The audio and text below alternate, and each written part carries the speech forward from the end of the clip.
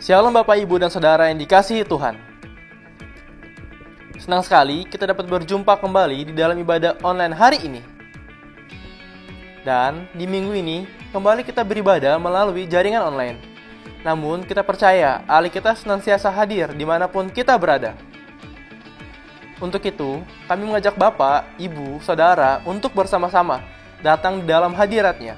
Kita persiapkan hati yang terbaik untuk menikmati kasih dan kuasa-Nya di dalam ibadah online ini. Hari ini kita akan dilayani oleh hamba-Nya Bapak Pendeta Ong Handoko Kurniawan. Mari ajak anggota keluarga yang lain untuk bersama-sama kita beribadah, karena firman Tuhan berkata, 2-3 orang berkumpul dalam nama Tuhan, maka pasti Ia hadir di tengah-tengah kita. Untuk adik-adik sekolah minggu jangan khawatir, Mami dan Papi di rumah dapat mengakses ibadah online untuk sekolah minggu di channel YouTube ini atau melalui scan QR code yang terdapat di depan saudara. Bapak Ibu Saudara yang rindu untuk bergabung di dalam komunitas, yaitu Cool, antara lain untuk komunitas umum, komunitas dewasa muda, komunitas remaja, maupun komunitas anak, saudara dapat menghubungi melalui nomor berikut ini.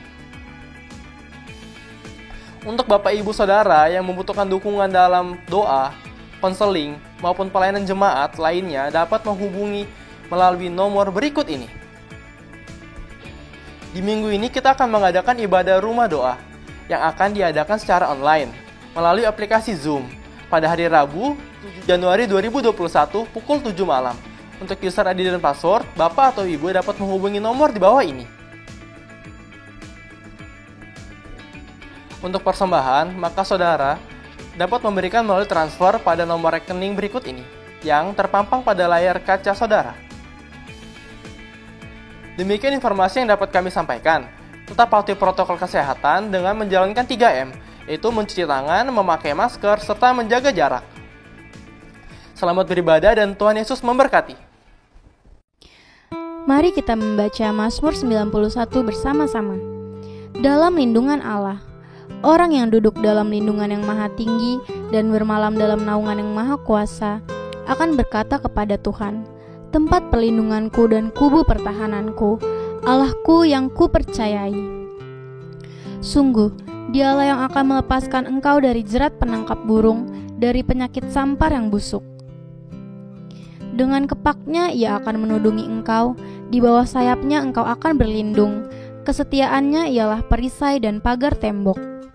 Engkau tak usah takut terhadap kedahsyatan malam, terhadap panah yang terbang di waktu siang, terhadap penyakit sampar yang berjalan di dalam gelap, terhadap penyakit menular yang mengamuk di waktu petang. Walau 1.000 orang rebah di sisimu dan 10.000 di sebelah kananmu, tetapi itu tidak akan menimpamu. Engkau hanya menontonnya dengan matamu sendiri dan melihat pembalasan terhadap orang-orang fasik. Sebab Tuhan ialah tempat perlindunganmu, yang maha tinggi telah kau buat tempat perteduhanmu. Malapetaka tidak akan menimpa kamu, dan tulah tidak akan mendekat kepada kemahmu. Sebab malaikat-malaikatnya akan diperintahkannya kepadamu untuk menjaga engkau di segala jalanmu. Mereka akan menatang engkau di atas tangannya, supaya kakimu jangan terantuk kepada batu. Singa dan ular tedung akan kau langkahi. Engkau akan menginjak anak singa dan ular naga. Sungguh, hatinya melekat kepadaku, maka aku akan meluputkannya. Aku akan membentenginya, sebab ia mengenal namaku. Bila ia berseru kepadaku, aku akan menjawab. Aku akan menyertai dia dalam kesesakan. Aku akan meluputkannya dan memuliakannya. Dengan panjang umur akan kukenyangkan dia, dan akan kuperlihatkan kepadanya keselamatan daripadaku.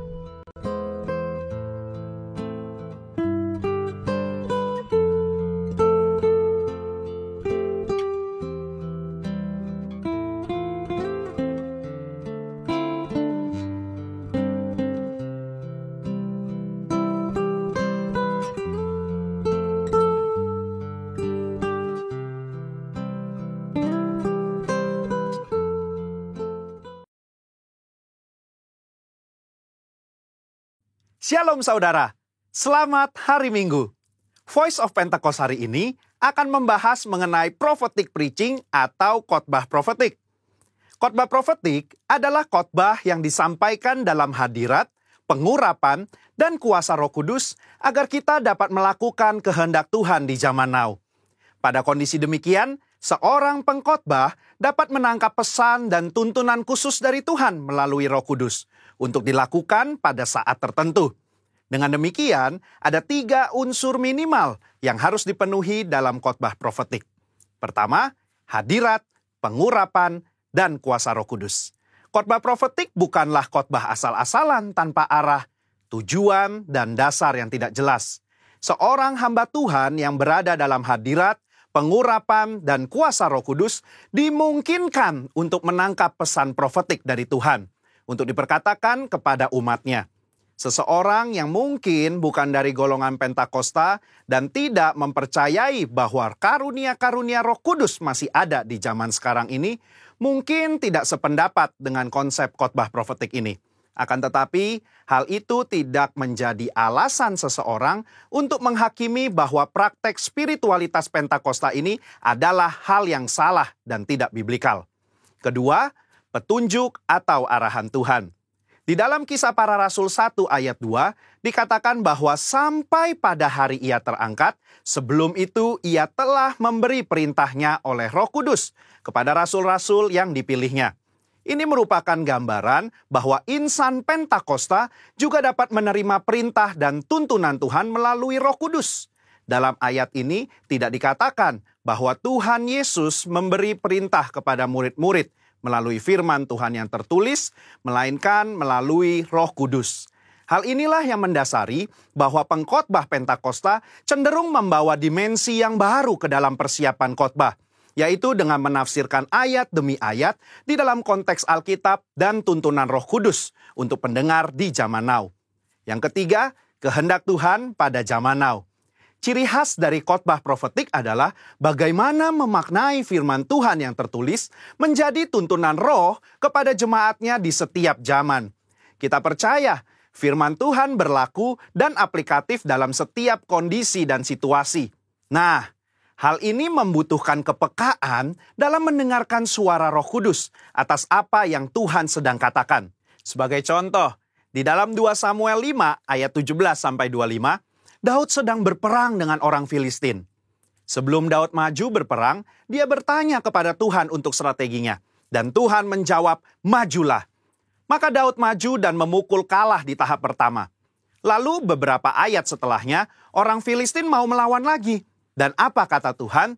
Sekarang kata Tuhan, bukan majulah, melainkan janganlah maju, tetapi buatlah gerakan lingkaran sampai ke belakang mereka.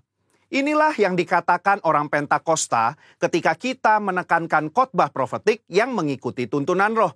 Kalau Daud tidak bertanya dan mendengarkan Tuhan pada serangan yang kedua, bisa jadi dia kalah karena berasumsi strategi Tuhan sama dengan yang pertama. Umat Tuhan di zaman now juga harus peka dan dengar-dengaran dengan suara roh, apa yang menjadi tuntunannya hari demi hari dan minggu demi minggu.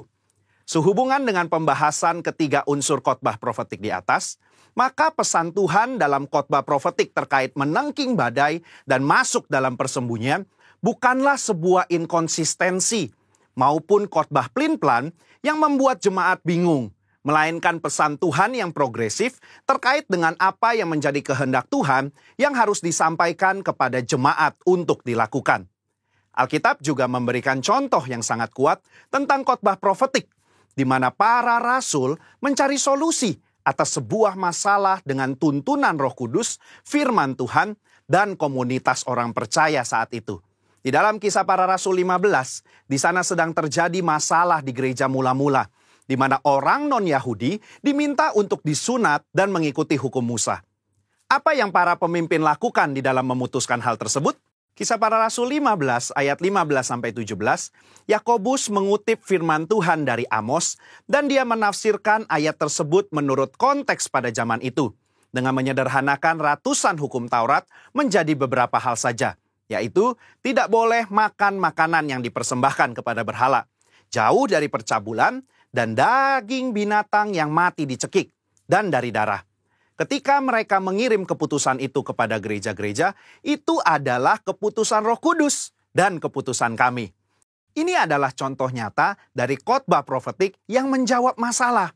Yakobus mengutip firman Tuhan dari kitab Amos dan bersama komunitas yang dipenuhi Roh Kudus menafsirkan dan memberikan pesan profetik untuk gereja mula-mula di zaman itu.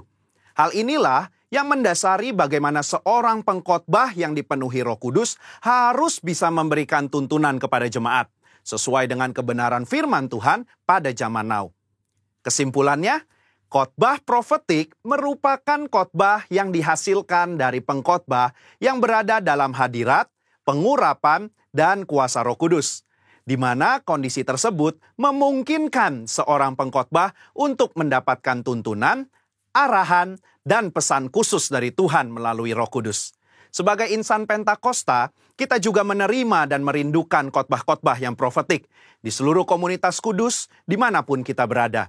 Pesan profetik ini memungkinkan seseorang untuk menangkap dan melakukan apa yang menjadi kehendak dan tuntunan Tuhan pada zaman di mana ia hidup. Sehingga dengan penuh keyakinan kita menjalani kehidupan yang berkemenangan bersama Tuhan. Amin. Saudara, untuk penjelasan lebih lengkapnya dari tim teologi kami, jangan lupa buka link yang ada di atas atau scan barcode yang tersedia. Tuhan Yesus memberkati.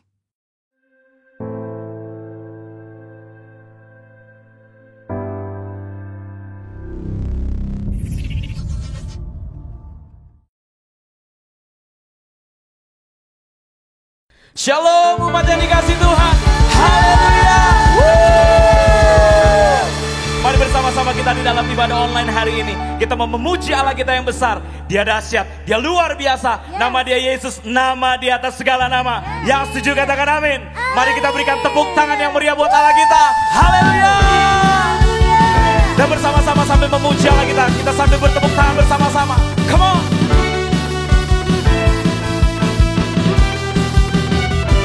Dan mari kita katakan, Tuhanku maha besar, Tuhanku maha kuasa, Raja segala raja. Dia takkan tergoyahkan, Dia takkan terkalahkan, Dia hidup dan berkuasa. Serukan namanya, Yesus Tuhan Raja, segala kuasa tunduk dalam namanya. Dia luar biasa, perkasa mulia, Yesus nama di atas segala nama. Mari umat Tuhan yang bergairah sama-sama sorakan. Haleluya. Mari sekali lagi kita bersama-sama katakan. Mari katakan, Tuhanku. Tuhanku maha besar, Tuhanku maha kuasa, Raja segala raja. Dia takkan tergoyahkan, Dia takkan terkalahkan, Dia hidup dan berkuasa.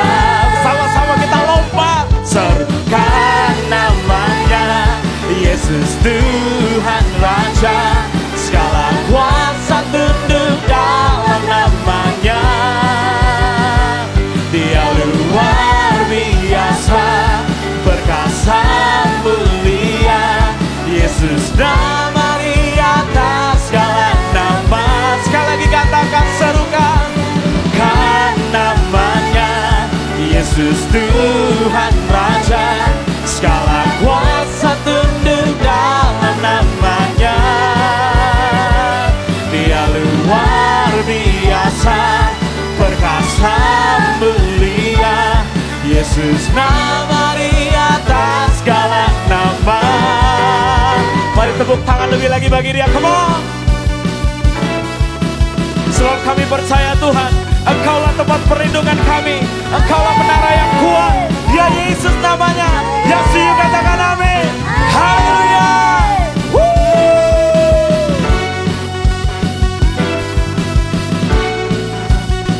Mari umat Tuhan yang percaya, sama-sama kita mau katakan, Serukan namanya, Yesus Tuhan Raja. Segala kuasa tunduk dalam namanya. Dia luar biasa, perkasa mulia. Yesus nama di atas segala nama. Sekali lagi sambil tepuk tangan di atas kepala, come on. Kan namanya Yesus Tuhan Raja. Segala kuasa tunduk dalam namamu ya Tuhan. Dalam namanya Dia luar biasa, perkasa mulia. Yesus nama di atas segala nama. Serukan namanya, Yesus Tuhan Raja. Segala kuasa tunduk dalam namanya. Dia luar biasa, perkasa mulia. Yesus nama di atas segala nama. Yesus nama di atas segala nama. Sekali lagi kita katakan, nama di atas segala nama. Sebab namamu Tuhan, namamu di atas segala nama. Engkau berkuasa atas kami. Yang setuju katakan amin. Kita berikan tepuk tangan yang paling dahsyat buat Allah kita. Dan katakan haleluya.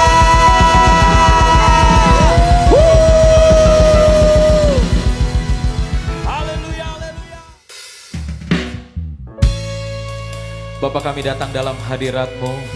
Kami bawa hidup kami sebagai persembahan yang hidup, yang kudus, dan yang berkenan kepadamu Tuhan. Dari tahun 2021 ini merupakan tahun integritas. Biar hidup kami boleh jadi bukti akan kebesaran-Mu Tuhan. Terima kasih ya Tuhan Yesus.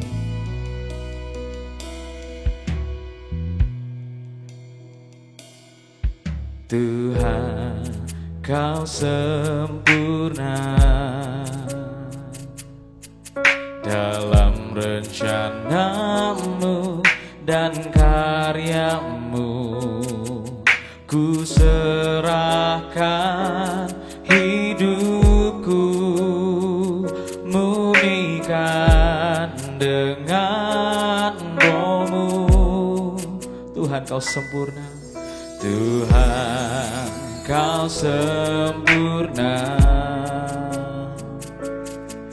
dalam rencana-Mu dan karya-Mu.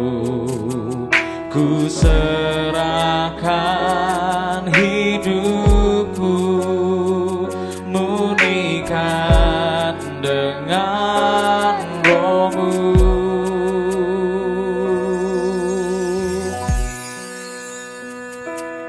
Hidupku menggenapi firman-Mu, tanda mujizat sertai tiap langkahku. Kau bersamaku di dalamku, jadi bukti kebesaran-Mu. Mari sekali lagi bersama-sama kita katakan lagu dari awal. Tuhan, Kau sempurna dalam rencana-Mu dan karya-Mu. Ku serahkan hidupku, murnikan dengan Roh-Mu. Oh Tuhan, Kau sempurna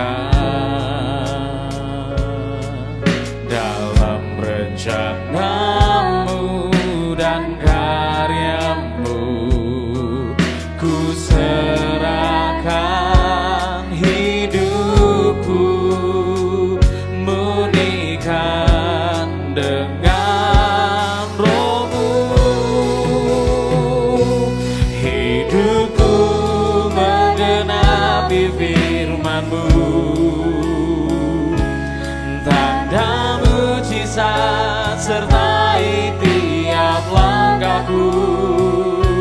Engkau bersamaku, di dalamku, jadi bukti kebesaran-Mu. Katakan hidupku, hidupku menggenapi firman-Mu. Tanda mujizat sertai tiap langkahku. Kau bersamaku, di dalamku, jadi bukti kebesaran-Mu. Katakan hidupku menggenapi firman-Mu. Tanda mujizat sertai tiap langkahku. Kau bersamaku, di dalamku, jadi bukti kebesaran-Mu. Mari sekali lagi bersama-sama kita katakan hidupku, hidupku menggenapi firman-Mu. Tanda mujizat sertai tiap langkahku. Kau bersamaku, di dalamku, jadi bukti kebesaran-Mu. Jadi bukti kebesaran-Mu, di bukti kebesaran-Mu. Oh Jesus, bukti kebesaran-Mu. Mari sama-sama kita sembah Dia. Buka hatimu dan angkat suaramu. Oh Tuhan, kami bawa hidup kami, kami bawa sembah kami, kami bawa hidup kami di depan pelataran-Mu Tuhan.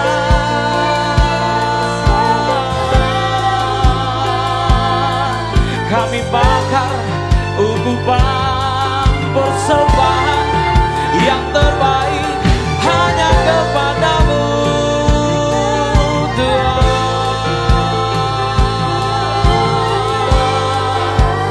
Mari sama-sama kita angkat sembah kita. Haleluya.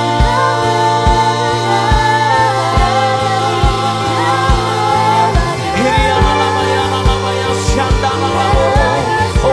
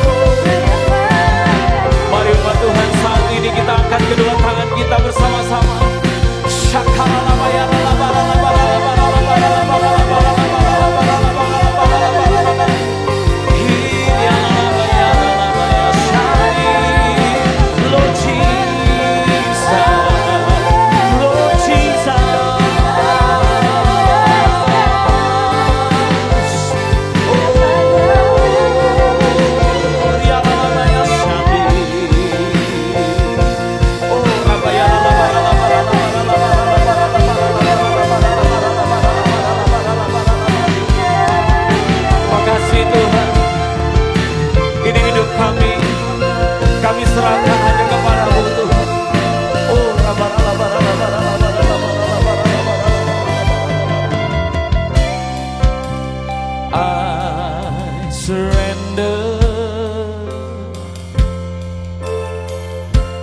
I surrender. Lord, I surrender my life. Give it all to you. I surrender to you, Lord. I surrender. I surrender. Lord, I surrender my life. Give it all to you. I surrender. I surrender.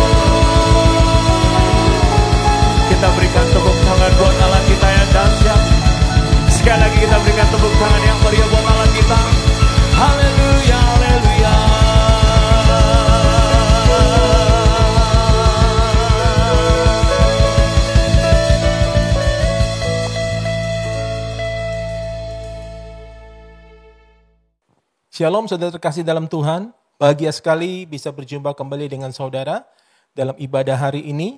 Jemaat GBI Mangga Besar dan juga tak lupa saya ucapkan selamat tahun baru. Kita masih di bulan Januari, mungkin belum terlambat kalau saya ucapkan selamat tahun baru 2021. Kita percaya tahun ini pasti akan lebih baik daripada tahun yang kemarin. Baik, puji nama Tuhan. Sebelum kita mendengarkan pesan Tuhan untuk ibadah hari ini, saya rindu mengajak saudara dan kita semua yang menyaksikan tayangan ini untuk kita sama-sama berdoa. Mari siapkan hati saudara, kita sama-sama berdoa. Bapa di surga, terima kasih Tuhan. Kami sungguh bersyukur buat penyertaan Tuhan dan kasih setia Tuhan sepanjang kehidupan kami. Terima kasih Tuhan di tengah-tengah masa pandemi ini, kalau saat ini kami masih boleh beribadah, walaupun dengan keterbatasan yang ada, kami masih beribadah secara online, tapi kami percaya tidak mengurangi kehadiran Tuhan di dalam ibadah kami. Dan kami percaya setiap kami yang mengikuti ibadah ini, kami semua yang lemah dikuatkan oleh Tuhan, kami yang sakit disembuhkan, kami yang berbeban berat, Tuhan berikan kelegaan buat setiap kami. Dan kami yang berputus asa, Tuhan berikan jalan keluar yang terbaik bagi setiap pergumulan kami. Terima kasih Tuhan, terima kasih. Hamba berdoa ya Tuhan di dalam nama Tuhan Yesus, hamba serahkan ibadah ini ke dalam tangan-Mu, urapi hamba-Mu Tuhan, hambanya alat di tangan-Mu, hambanya saluran di tangan-Mu, dan Kau sendiri yang berbicara kepada setiap kami. Dalam nama Tuhan Yesus kami berdoa, dan kami sambut firman-Mu, yang siap diberkati melalui kebenaran firman Tuhan. Mari bersama-sama kita katakan, amin. Puji nama Tuhan. Saudara, sekali lagi saya ucapkan shalom, selamat tahun baru. Bersama saya, Pendeta Ong Handoko Kurniawan, saya melayani di GBI Lipo Cikarang. Baik, saudara, saat ini kita sudah berada di tahun 2021. Dan tanpa terasa, sudah hampir 11 bulan ya. 11 bulan kita hidup dalam situasi yang belum pernah kita alami, bahkan terbayang pun tidak. Mungkin tahun 2020 kemarin lebih banyak dukanya daripada sukanya. Tidak bisa kita pungkiri. Nah tentunya kita berharap semuanya ini bisa cepat berlalu dan bisa normal kembali, ibadah bisa normal kembali, hubungan kita dengan teman, dengan sahabat, dengan keluarga bisa normal kembali seperti sedia kala. Nah terkasih dalam Tuhan, ketika berita tentang vaksin itu muncul, timbul secerca harapan tentunya di dalam hati kita bahwa segala sesuatunya akan membaik. Tetapi ketika timbul lagi berita yang lain bahwa virus ini bermutasi, seakan-akan pengharapan yang sudah timbul itu menjadi pudar seketika dan rasa khawatir itu muncul kembali. Saudara, saat ini badai virus memang belum mereda. Tapi percayalah, akan tiba saatnya badai ini akan reda. Yang percaya katakan amin. Nah saudara terkasih dalam Tuhan, pada kesempatan ini saya ingin berbagi tentang apa yang Tuhan telah taruh dalam hati saya untuk saya boleh sampaikan di awal tahun 2021 ini. Nah saudara, mari kita belajar dari sebuah peristiwa, suatu peristiwa yang luar biasa yang tercatat di dalam Injil Matius 14 ayat 22 sampai dengan 33. Mari saudara bisa buka Alkitab saudara, dan saudara mungkin juga bisa siapkan catatan saudara ya untuk mencatat rema-rema khusus secara pribadi yang Tuhan sampaikan kepada saudara. Mari kita baca terlebih dahulu di ayat 22 dan 23. Demikian firman Tuhan, Injil Matius 14 ayat 22 sampai dengan 23. Sesudah itu, Yesus segera memerintahkan murid-muridnya naik ke perahu dan mendahulinya ke seberang. Sementara itu ia menyuruh orang banyak pulang, dan setelah orang banyak itu disuruhnya pulang, Yesus naik ke atas bukit untuk berdoa seorang diri. Ketika hari sudah malam, ia sendirian di situ. Saudara, ayat 22 dan 23 ini merupakan kelanjutan peristiwa dari satu peristiwa yang besar yang terjadi sebelumnya, yaitu apa? Di mana Yesus beserta para murid memberi makan 5.000 orang laki-laki, tetapi belum termasuk perempuan dan anak-anak. Nah saudara, setelah melayani ribuan orang dan memberi makan, maka di sini Yesus memerintahkan para muridnya untuk pergi terlebih dahulu ke Betsaida. Nah, sedangkan Yesus sendiri, dia tinggal untuk sementara di tempat itu, naik ke atas bukit dan untuk berdoa. Saudara, mengapa Yesus berdoa? Mengapa Yesus memerintahkan murid-muridnya berjalan terlebih dahulu. Saudara, kita belajar dalam hal ini, Yesus berdoa untuk apa? Yesus berdoa untuk mengucap syukur. Mengucap syukur buat apa, saudara? Perhatikan. Mengucap syukur atas pelayanan yang baru saja dilakukannya, yaitu memberi makan ribuan orang. Dengan memberkati mereka, memberi mereka makan. Yesus berdoa mengucap syukur, Yesus sengaja menghindari puji-pujian dari ribuan orang yang telah dilayaninya, dari ribuan orang yang telah diberkatinya. Karena itu Yesus sengaja mengasingkan diri ke atas bukit untuk berdoa dan meminta para murid untuk pergi mendahuluinya. Saudara terkasih dalam Tuhan, setelah Yesus memerintahkan para muridnya untuk pergi mendahuluinya, dan ia sendiri berdoa ke atas bukit, ia mengasihkan diri, ia mencari tempat yang sunyi. Apa yang terjadi, saudara? Mari kita lihat di ayat 24 dan 25. Demikian firman Tuhan. Perahu murid-muridnya sudah beberapa mil jauhnya dari pantai, dan diombang-ambingkan gelombang karena angin sakal. Kira-kira jam 3 malam, datanglah Yesus kepada mereka berjalan di atas air. Ternyata perjalanan para murid menggunakan perahu menyeberang ke Betsaida itu tidak semulus yang mereka harapkan. Nah, di tengah-tengah perjalanan Alkitab mencatat muncul gelombang yang besar, angin sakal, dan itu cukup lama. Alkitab mencatat kira-kira jam 3 malam datanglah Yesus kepada mereka. Ada berjam-jam mereka dalam kesendirian mereka. Ada berjam-jam mereka dalam kesendirian di atas perahu menghadapi angin sakal tanpa ada Yesus di dekat mereka. Saudara terkasih dalam Tuhan, menarik sekali untuk melihat apa yang terjadi atas para murid ini.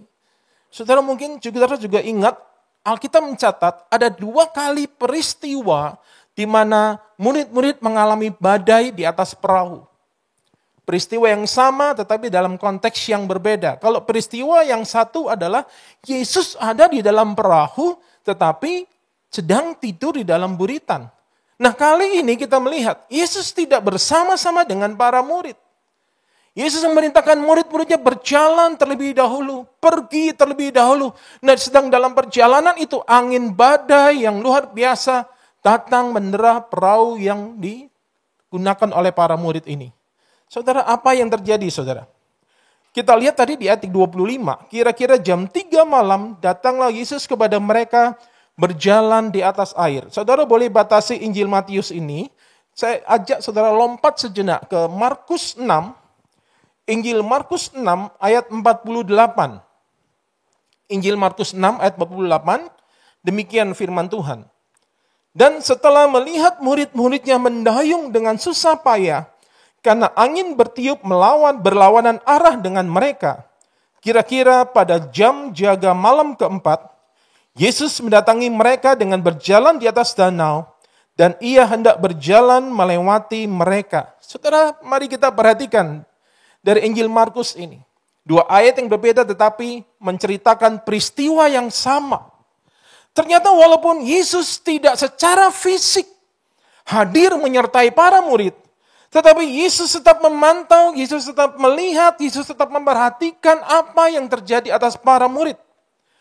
Injil Markus 6 ayat 48 kita sudah baca. Dan setelah melihat murid-muridnya mendayung dengan susah payah, karena angin bertiup berlawanan arah dengan mereka. Saudara terbayang ya. Alkitab menceritakan angin sakal yang begitu luar biasa. Di sini murid-murid harus terus mendayung mereka. Berlawanan arah. Saudara, itu kalau angin bertiup normal aja kita mendayung berlawanan arah itu sudah sangat berat. Apalagi ini angin sakal. Saudara terkasih dalam Tuhan. Bagaimana reaksi para murid? Kita kembali ke Injil Matius. Ketika Yesus datang menghampiri mereka, ayat 26 dan 27, demikian firman Tuhan. Ketika murid-muridnya melihat dia berjalan di atas air, mereka terkejut dan berseru, "Itu hantu." Lalu berteriak-teriak karena takut. Tetapi segera Yesus berkata kepada mereka, "Tenanglah, aku ini, jangan takut." Saudara terkasih dalam Tuhan, menarik sekali untuk kita lihat. Reaksi pertama para murid ketika melihat Yesus berjalan di atas air adalah terkejut dan takut. Kenapa? Mereka tidak bisa mengenali kehadiran Yesus. Mereka tidak bisa mengenali bahwa sosok yang sedang berjalan di atas air itu adalah Yesus. Karena itu mereka berseru, itu hantu. Namun Yesus menenangkan mereka dan berkata, tenanglah, aku ini, jangan takut. Saudara, ketika mendengar perkataan Yesus sendiri yang berkata, tenanglah, aku ini, jangan takut. Bagaimana reaksi para murid? Apakah mereka langsung percaya? Mari kita lihat ayat 28 dan 29. Lalu Petrus berseru dan menjawab dia, Tuhan, apabila engkau itu, suruhlah aku datang kepadamu berjalan di atas air. Ayat 29, kata Yesus, datanglah. Maka Petrus turun dari perahu dan berjalan di atas air mendapatkan Yesus. Saudara terkasih dalam Tuhan. Ternyata para murid tidak serta-merta percaya bahwa sosok yang sedang berjalan di atas air itu adalah Yesus. Ini nampak tercermin dari perkataan Petrus yang berkata, Tuhan, apabila engkau itu, suruhlah aku datang kepadamu berjalan di atas air. Saudara terkasih dalam Tuhan, kita melihat di sini bagaimana dahsyatnya badai yang melanda para murid ketika Yesus tidak ada bersama-sama dengan mereka, sehingga para murid tidak bisa percaya bahkan menyadari bahwa sosok yang berjalan di atas air itu adalah pribadi Yesus sendiri. Bahkan ketika Yesus berkata, tenanglah, ini aku, jangan takut. Murid-murid juga tidak serta-merta percaya. Ini diwakili oleh ungkapan Petrus yang berkata, Tuhan, apabila engkau itu, suruhlah aku datang kepadamu berjalan di atas air. Terkasih dalam Tuhan, Alkitab mencatat, Petrus mengalami hal yang luar biasa. Ayat 29 yang tadi kita sudah baca. Kata Yesus, datanglah. Maka Petrus turun dari perahu dan berjalan di atas air mendapatkan Yesus. Saudara, dengan seizin Tuhan, Petrus mengalami hal yang luar biasa. Ia melakukan hal yang luar biasa seperti yang dilakukan oleh Yesus, yaitu apa?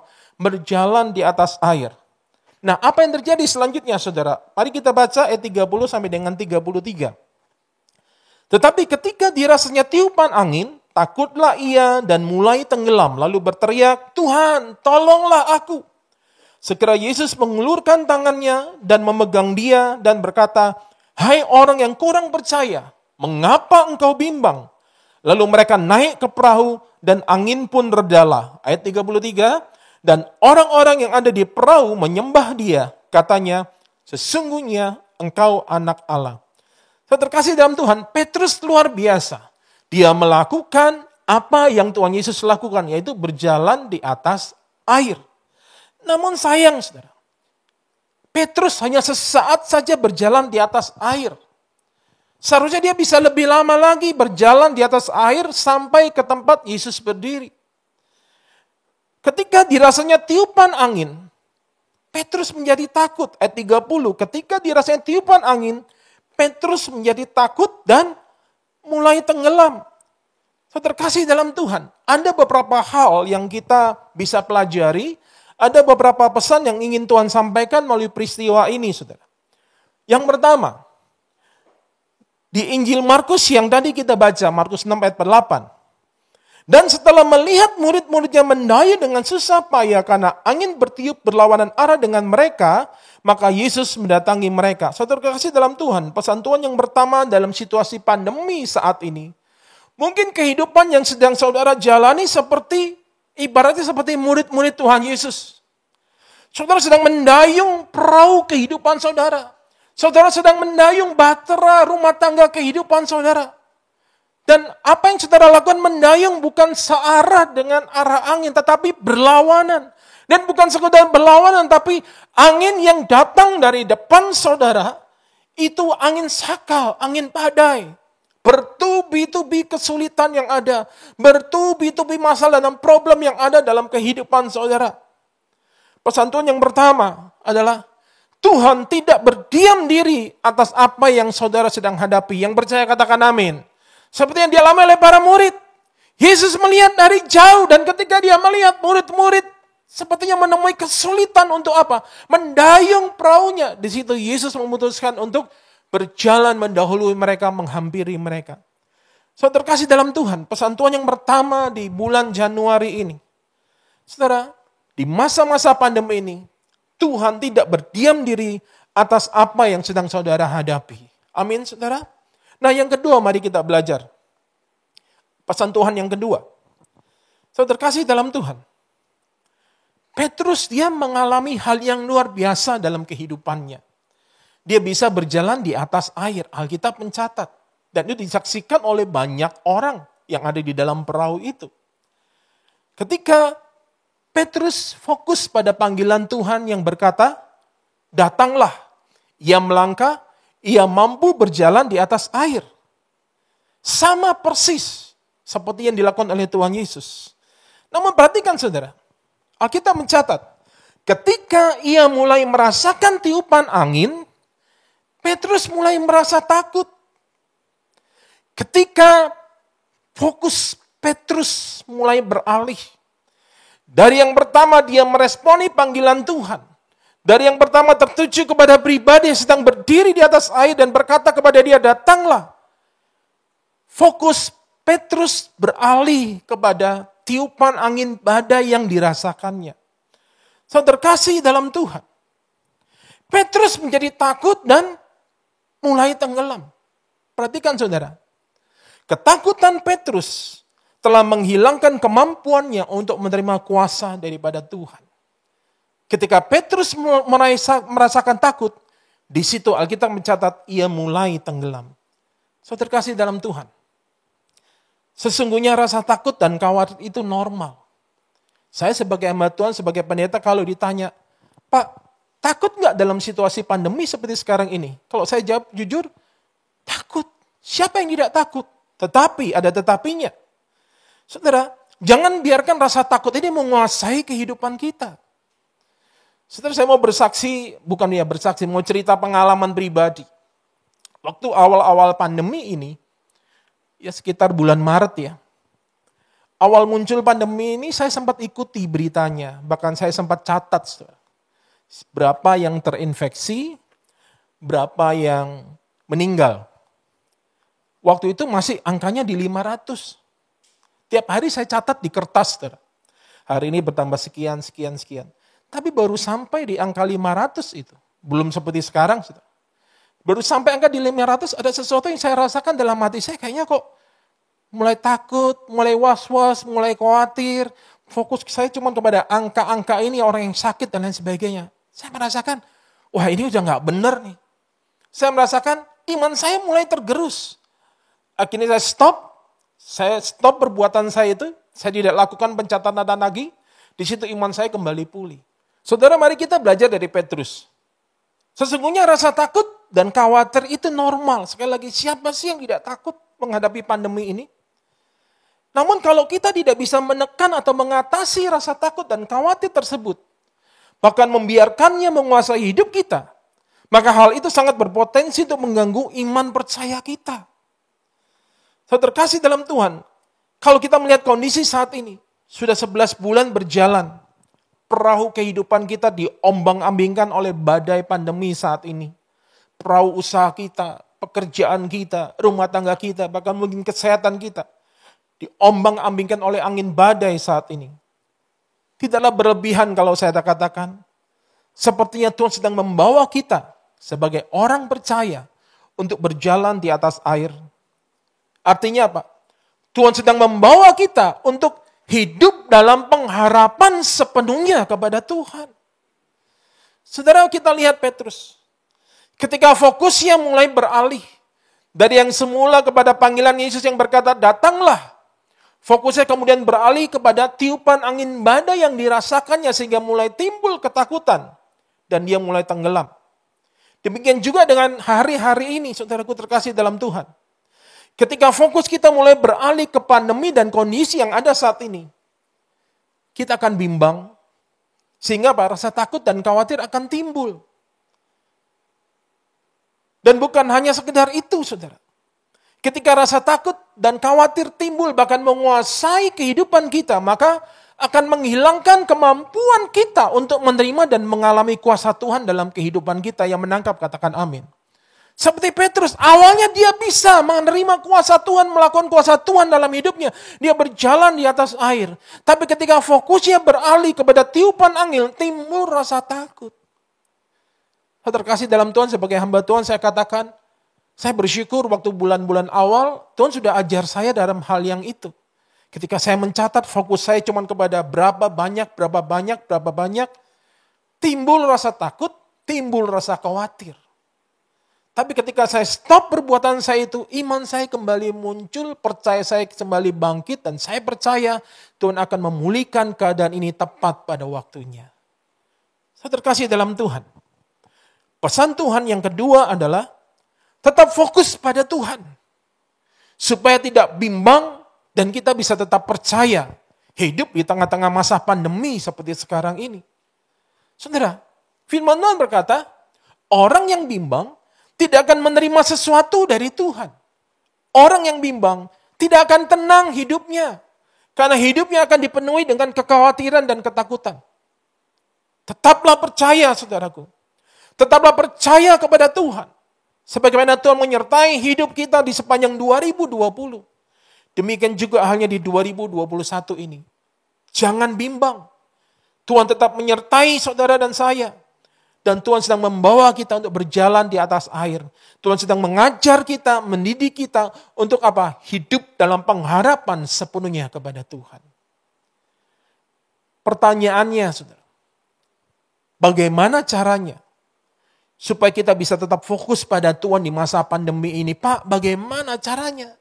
Informasi bertubi-tubi datang tanpa mampu kita bendung setiap hari, tanpa kita inginkan. Kita mendengar berapa jumlah korban yang timbul, berapa jumlah yang positif, dan lain sebagainya. Bagaimana kita bisa tetap fokus pada Tuhan di tengah-tengah masa pandemi ini? Saudara terkasih dalam Tuhan. Kemampuan kita untuk tetap fokus pada Tuhan di masa pandemi ini akan memampukan kita untuk senantiasa hidup dalam pengharapan kepada Tuhan di tengah-tengah masa sulit ini. Dan ini semua, perhatikan saudara, kemampuan kita untuk fokus sangat bergantung kepada makanan tanda kutip yang kita berikan di dalam pikiran kita. Karena bicara tentang fokus itu bicara tentang pikiran kita, saudara. Bicara tentang pikiran, terbicara adalah di dalam hati kita. Firman Tuhan berkata, karena dari dalam hati timbul pikiran-pikiran yang sebanyak itu. Saudara bisa temukan nanti. Saudara terkasih dalam Tuhan. Apa yang ada di dalam hati kita sangat mempengaruhi pikiran kita. Apa yang terjadi di sekeliling kita sangat mempengaruhi kondisi hati kita seperti Petrus. Ketika dia merasakan tiupan angin, yang muncul adalah rasa takut. Bicara takut itu bicara sikap hati kita. Bukan ada langsung dipikir, enggak. Di hati dulu, saudara. Nah, saya terkasih dalam Tuhan. Apa yang menjadi pengharapan kita tentunya sangat dipengaruhi dengan apa yang ada di dalam pikiran kita. Karena itu saudara, firman Tuhan berkata di Kolose 3 ayat 2, pikirkanlah perkara yang di atas, bukan yang di bumi. Supaya kita bisa tetap fokus kepada Tuhan, sehingga kita bisa tetap memiliki pengharapan kepada Tuhan. Maka tetap fokus pada firman-Nya. Dengar apa kata firman-Nya. Dan bukannya sekedar dengar, tapi percaya.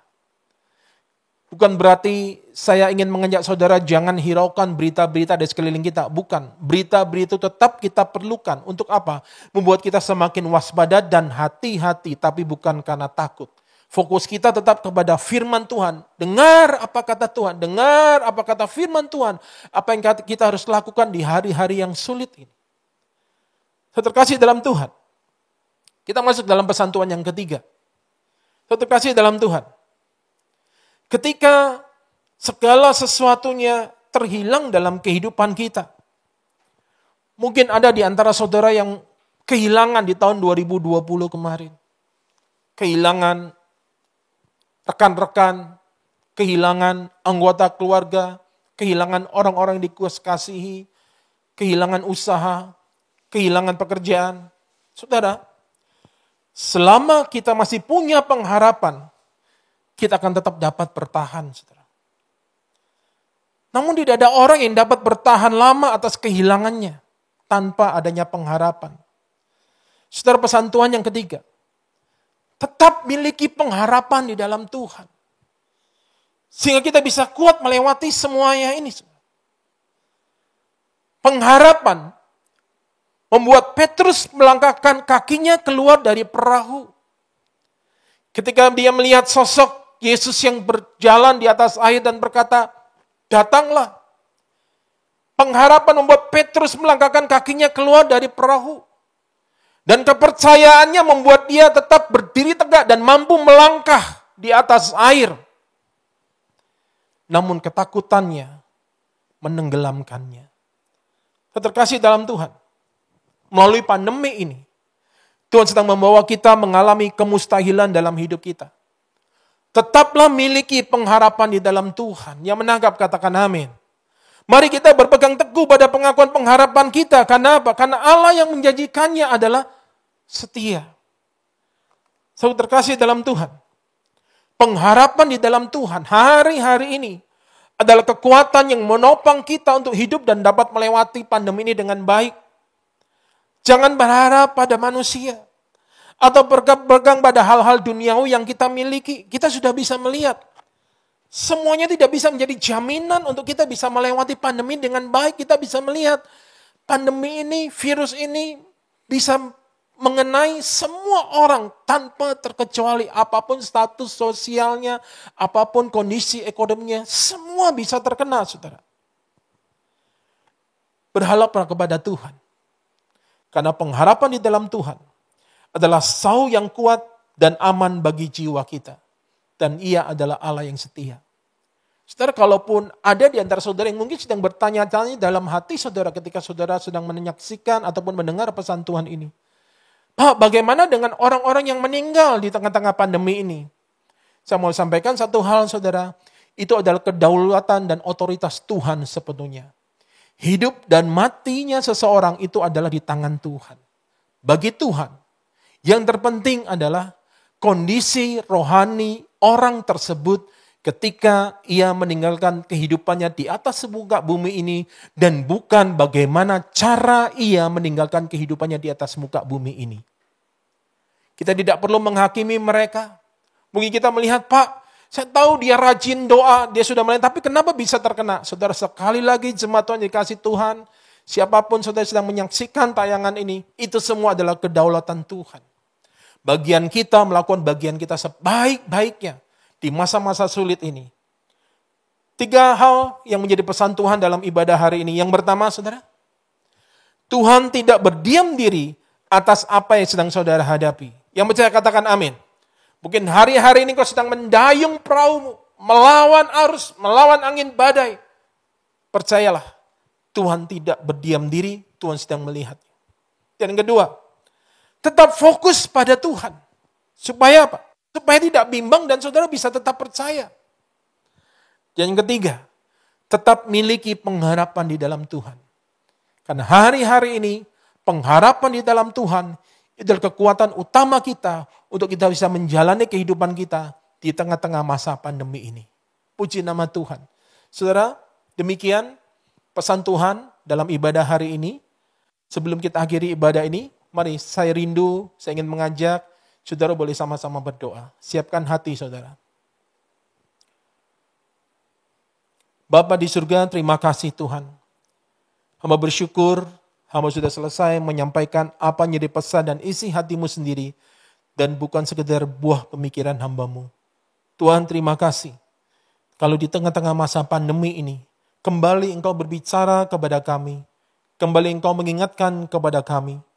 Bahwa sesungguhnya Engkau tidak pernah berdiam diri atas apa yang sedang kami hadapi, atas apa yang sedang jemaatmu di tempat ini, GBI Mangga Besar, atas apa yang sedang dihadapi oleh semua orang yang sedang menyaksikan tayangan ini. Engkau tidak berdiam diri. Terima kasih Tuhan, terima kasih. Berikan kami kekuatan untuk kami bisa tetap fokus kepada Tuhan, fokus kepada firman Tuhan, sehingga kami tidak bimbang dan kami bisa tetap percaya. Terima kasih Tuhan. Kuatkan teguhkan kami. Untuk kami tetap memiliki pengharapan di dalam Tuhan. Karena pengharapan itu adalah sauh yang kuat dan aman bagi jiwa kami. Tuhan terima kasih. Terima kasih Tuhan. Terima kasih. Saat ini hamba berdoa Tuhan. Buat setiap jemaatmu yang sedang menyaksikan tayangan ini. Mari saudara. Mungkin hari-hari ini engkau sedang berada dalam kondisi seperti para murid ini. Engkau sedang mendayung sekeras-kerasnya perahu bahtera kehidupanmu, melawan arah angin badai yang datang dari hadapanmu. Hamba berdoa Tuhan, untuk setiap mereka sedang mengangkat tangan mereka di dalam nama Yesus. Berikan mereka kekuatan, berikan mereka kemampuan, untuk mereka tetap fokus kepada Tuhan. Tuhan terima kasih, sehingga mereka boleh tetap memiliki pengharapan yang sepenuhnya di dalam Tuhan, di dalam masa-masa sulit ini. Seperti Petrus yang berjalan di atas air, mengalahkan ketakutannya. Demikianlah setiap kami. Tuhan terima kasih Tuhan, terima kasih Tuhan. Berkati seluruh pengerja Jemaat GBI Mangga Besar, berkati Gembala GBI Mangga Besar Tuhan, berkati Tuhan, berkati, dan seluruh pengerja, keluarga jemaat, Tuhan berkati mereka. Mereka senantiasa sehat dan aman dalam pelindungan tangan Tuhan. Pakai gerejamu Tuhan menjadi saluran berkat-Mu. Pakai gerejamu tetap di tengah-tengah masa pandemi ini untuk memberikan kekuatan secara spiritual, memberikan kekuatan secara rohani bagi seluruh pengerja dan seluruh jemaatnya. Terima kasih Tuhan, terima kasih. Terima kasih Tuhan, terima kasih. Apabila sudah selesai dan berhenti berbicara, biar kuasa Roh Kudus-Mu yang terus mengingatkan dan bekerja di antara kami hari lepas hari, mengingatkan apa yang harus kami lakukan dan perbuat di tengah-tengah masa sulit ini. Dalam nama Tuhan Yesus kami berdoa dan kami mengucap syukur dan kami diberkati melalui ibadah hari ini. Yang diberkati melalui kebenaran firman Tuhan. Mari bersama-sama kita katakan, amin.